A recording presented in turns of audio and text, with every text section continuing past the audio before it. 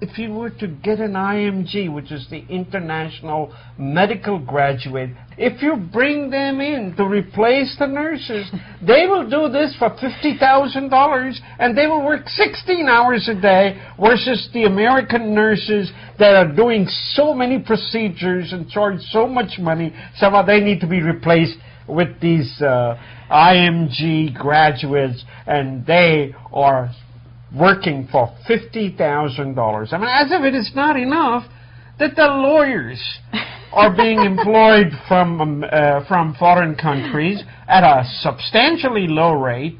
Autos are being made by Chinese at $3 an hour. Now the doctors, we need to import all of them because we need 15,000 of them. Well, two very different stories. I don't even know how to compete with those, but these I thought were two very different stories, but on the same theme. You know, the New York Times did a really good article on the Sikh temple. This is the Golden Temple in India years ago. The temple was in the news for all the wrong reasons. Because, you know, we had some controversy, there was riots, and you know, Indira Gandhi actually called a raid on the temple because the temple apparently back then was storing arms and so forth. Illegal raid. Illegal raid. Yeah. That's a very important point. Yeah. It was an illegal raid. She took her power a little too far, and she got some people upset, and not too many years later she was assassinated. But let's forget all that, folks.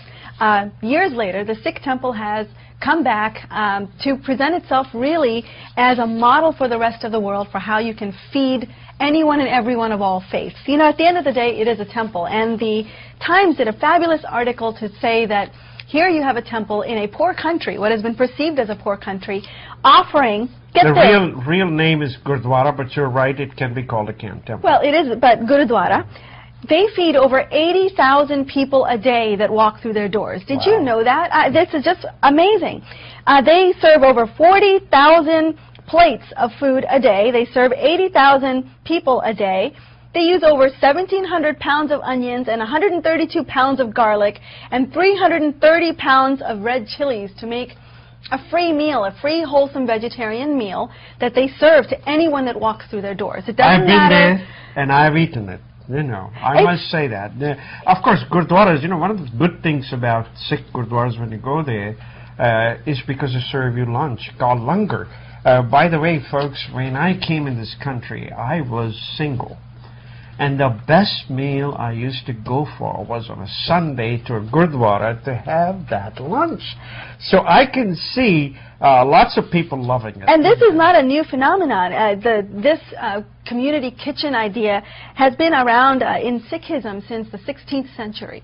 I just thought it was great because this whole thing runs on volunteership, and it happens every single day of the year in India, and gives you an example for the rest of the world for how you can be a large democracy and you can still embrace the idea of giving and community activism. And here you have it, and it was a very nice article.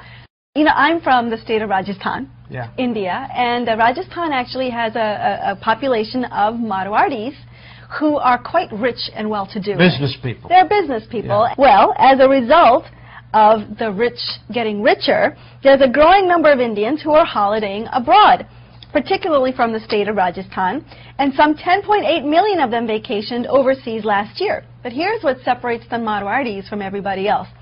They bring their own chef everywhere they go. This is because... They're vegetarian. They're pure vegetarian. Well, so the Marwari people from the desert state of Rajasthan are strict vegetarians. In fact, they're known all through India for their adherence to traditional Hindu customs, for very specifically eating only certain kinds of meals prepared in a very specific way. Well, that's hard to do when you're traveling overseas. So they're using their wealth in a way that makes sense for them. They're taking their chefs with them. And this has been actually quite the case for years. In fact, last month, Mumbai-based billionaire Rakesh Jhunjhunwala made a fortune trading on the stock market. He actually flew to Mauritius. He flew his 8 chefs to cater for his 50th birthday celebration. And in fact, they took over the entire Intercontinental Hotel and they served their feast, but with their own food. They go to Macau, in the casinos, in the hotels. They have their own chefs preparing food in those casino restaurants. You know why? Because they will not eat food that has been prepared in kitchens where meat, poultry, fish, or eggs have also been prepared. They clean that area for them. That's right. So I just think this is a new form of tourism that's developing, where you not only take your suitcases with you, you take your chef. They're rich in their toys. Folks, here's a new product that is going to be marketed to the entire United States citizens, of course, particularly to the Indian citizens, because they understand the word bhang. Bhang is a cannabis like marijuana. This guy wants to make bhang chocolates. You know, he already has a chocolate factory, but he's waiting. Soon as he gets his copyright on the word bhang, he wants to make bhang chocolates. It's going to be 2 different kinds, and he believes that this will be high-end chocolates, and everybody will love it. So he's waiting to get his copyright for bhang. High-end chocolate that'll get you high, too. But I hope the government of India is going to object to the copyrights of the word bhang, just as they objected to the word yoga. You can't copyright yoga. It's been a tradition for hundreds and thousands of years, and bhang has been a tradition for hundreds and thousands of years among yogis and the others. So I will wait to see if bhang is copyrighted by this chocolatier in the state of Tennessee. Well, folks, coming up next is an informative conversation with Ramesh Butani and Ashok Sarathi. They're going to talk to you about going to grad school, and in particular, taking the GMATs. This is school season, so hopefully this will give you some very important information. And folks, that's about all we have for you. We sincerely hope that you're going to enjoy this long weekend. And you're certainly going to enjoy it because this is your birthday weekend. That's right. I'm going to be running a half marathon. Well, folks, have a wonderful weekend. Namaste. Namaste.